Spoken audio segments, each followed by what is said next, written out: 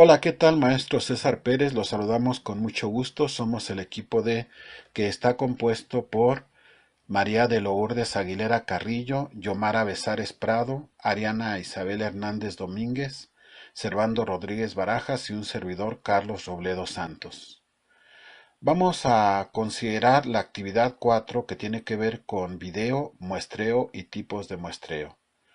Un servidor, Carlos Robledo, va a analizar el tópico 1, que tiene que ver con muestreo aleatorio y no aleatorio y sus diferencias.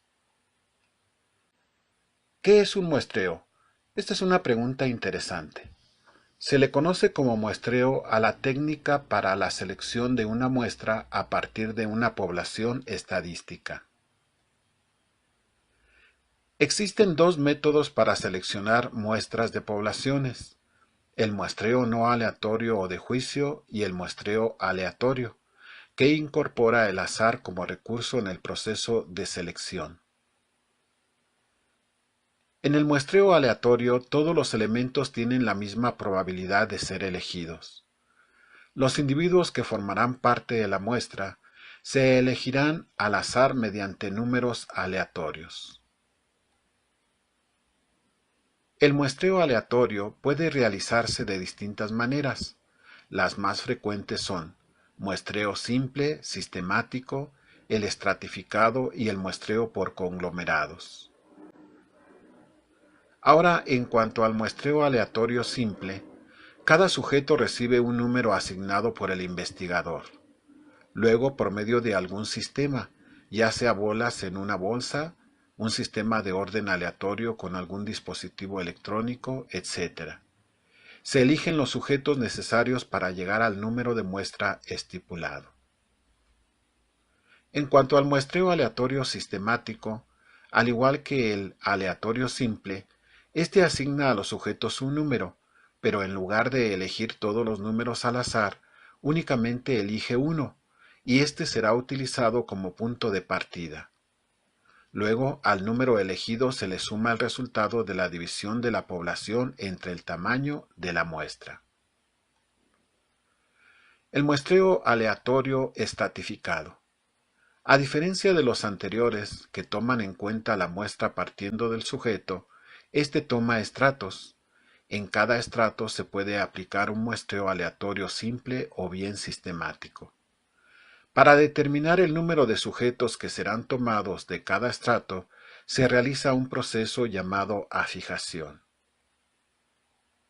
La afijación comprende tres aspectos. Afijación simple. Se toma la misma cantidad de sujetos de cada estrato. Afijación proporcional. Los sujetos son tomados dependiendo del tamaño de cada estrato. Afijación óptima. Esta trata de reducir la dispersión de los resultados al tomar en cuenta la desviación típica y la proporción del estrato. Muestreo aleatorio por conglomerado. Existen conglomerados naturales y ocasionales. Al realizar un muestreo aleatorio por conglomerado podemos elegir la cantidad de conglomerados necesarios para cubrir el número de nuestra muestra. Por otro lado están los conglomerados ocasionales. Muestreo no aleatorio. En este tipo de muestreo, el investigador puede tener influencia en la elección de la muestra, pudiendo estar seleccionada para alcanzar un objetivo determinado. Se utilizan en los casos en que no se puede recurrir al muestreo aleatorio. Dentro de las muestras no probabilísticas se encuentran las siguientes: accidental o casual. Se forma con sujetos que casualmente se encuentran en el lugar y momento decidido por el investigador. Bola de nieve. Permite ubicar a algunos individuos que pueden ayudar a llegar a otros y estos a otros hasta conseguir una muestra suficiente. Aquí sería bueno y apropiado hacer las diferencias entre muestreo aleatorio y no aleatorio. El aleatorio tiene que ver con lo cuantitativo, el no aleatorio con lo cualitativo. El aleatorio, en él todos los casos tienen la misma probabilidad de ser seleccionados. En el no aleatorio, No todos los casos tienen la misma probabilidad de ser seleccionados. En el aleatorio, los casos se seleccionan al azar. En el no aleatorio, el investigador elige los casos que más le interesan.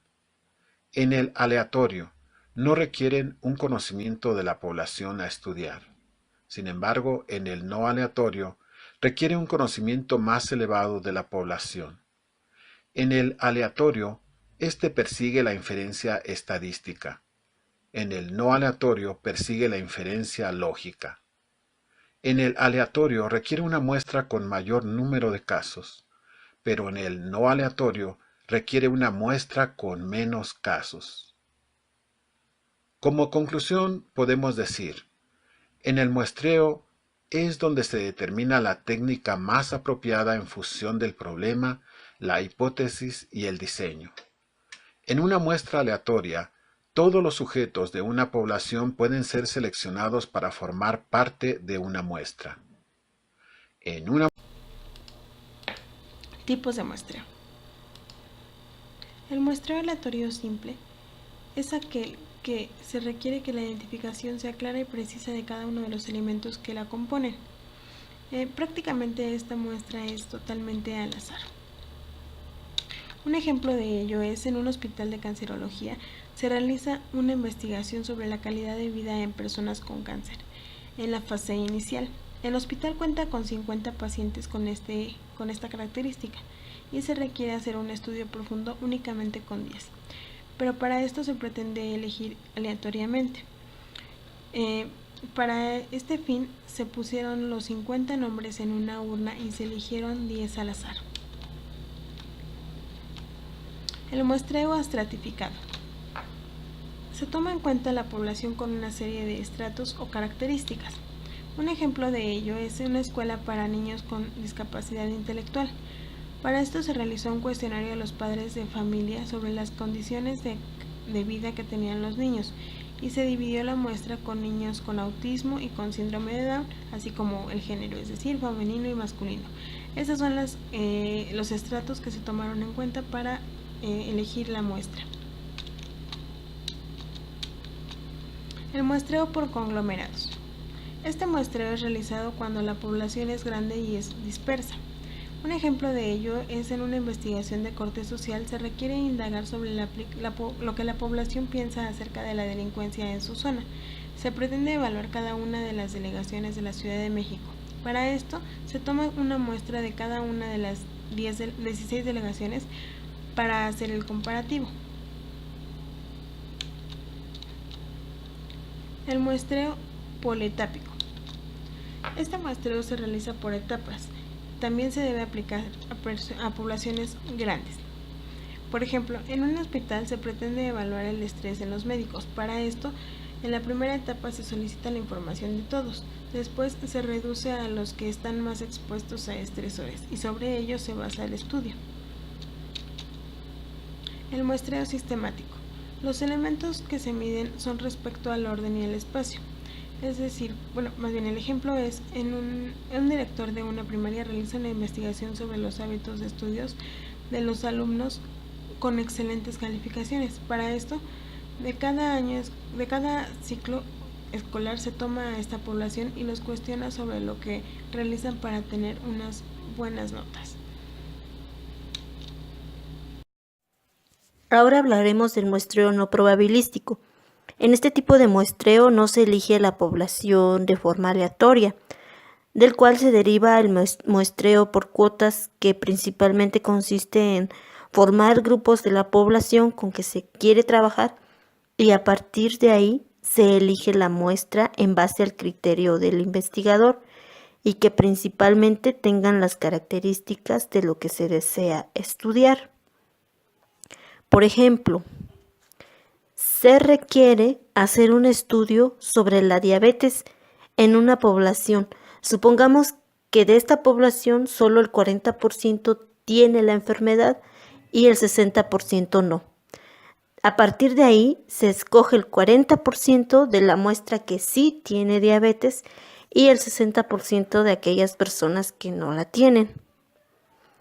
Por otro lado tenemos al muestreo intencional, en la que el investigador elige a los participantes de acuerdo a cada uno de sus criterios de investigación, pero de una población que ya tenga las características que él desea investigar, y a quienes elige son principalmente los que cumplen con sus criterios. En este caso, tenemos un ejemplo en el que se realiza una entrevista sobre la eficacia de un medicamento para la depresión, por lo que el investigador solo entrevista a quienes lo han utilizado. Así también tenemos al muestreo causal o incidental, que se refiere básicamente a elegir a todos aquellos sujetos disponibles y sobre todo accesibles para las investigaciones, teniendo como límite de aceptación el tamaño deseado de la muestra. En este caso, un ejemplo podría ser que se desea realizar una encuesta sobre la opinión de los servicios de salud en una determinada comunidad, por lo que el entrevistador va a un hospital o una clínica y va entrevistando a aquellas personas que acaban de recibir alguna atención médica o que hayan acudido a consulta. Por otra parte, tenemos el muestreo por redes, o mejor conocido como bola de nieve, ya que se trata de localizar a los individuos que tengan ciertas características. Un ejemplo claro de esto podría ser que un investigador desea estudiar los hábitos que tiene una determinada religión, por lo que empieza a estudiar a dos integrantes que él ya conozca y en base a ellos por ejemplo, ellos van a ir como que dando más participantes. Ya, digamos, de estos dos dan otros dos, como que los recomiendan a otros dos participantes. Y así sucesivamente hasta que el investigador alcanza su objetivo. En este caso, se utiliza para estudiar una población a la que es muy difícil acceder. Ahora continuaremos con la lógica e importancia del muestreo. En los estudios psicológicos se realiza el análisis exhaustivo de las relaciones que se observan en la investigación. Esto hace posible determinar las inferencias probabilísticas, es decir, que a partir de variables conocidas, que son la evidencia, se puede calcular la probabilidad posterior de las demás variables, que son las desconocidas. Para ello se utilizan los métodos cuantitativos inferenciales, los cuales incluyen dos aspectos importantes. El primero es la estimación de los parámetros de la población y el segundo, el contraste de hipótesis.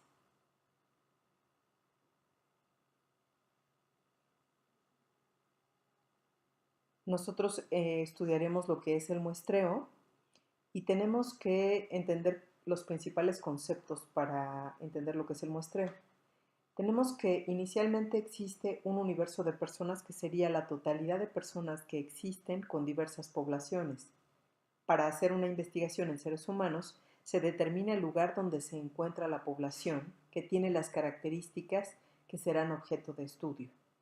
A su vez, de esta población, que es un conjunto de individuos, se elige un subconjunto del mismo como una muestra para realizar la investigación. En la investigación en psicología no sería posible realizar estudios en toda la población de interés, ya que ésta puede ser muy grande, por lo que se requiere tomar una muestra de dicha población de estudio. Esta muestra está compuesta por unidades de muestreo que en esta explicación se refieren a cada individuo que conforma la muestra. Esta muestra deberá ser representativa de la población de estudio, para lograr inferir a partir de su estudio y extrapolarlo a dicha población sin tener que estudiarla en su totalidad. Ahora bien, la muestra es un subconjunto de la población, como ya se comentó, por lo que teóricamente contará también con las mismas características que son objeto de estudio, y el comportamiento de las variables en la muestra reflejan fielmente su comportamiento en la población. El tamaño de la muestra se determina en base a una fórmula establecida para ello. Esta es que el tamaño de la muestra es igual a varianza de la muestra al cuadrado sobre varianza de la población al cuadrado. Los criterios de selección se refieren a aquellos que permiten filtrar los individuos que formarán parte de la muestra de la población de estudio. Es decir, se establecen criterios para elegir las características que deben poseer dichos individuos. Esta elección se plantea con el fin de poder hacer una buena estandarización de los resultados en la evaluación de la muestra. Generalmente se establecen criterios de inclusión y exclusión. Los criterios de inclusión se refieren a las características que sí debe tener cada individuo para formar parte de la muestra de estudio. Los criterios de exclusión son los que no puede tener ningún individuo que forme parte del estudio.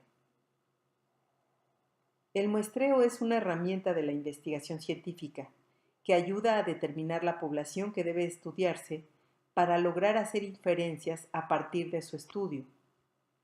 La probabilidad en el muestreo es que todos los individuos tienen la misma posibilidad de ser elegidos para formar la muestra.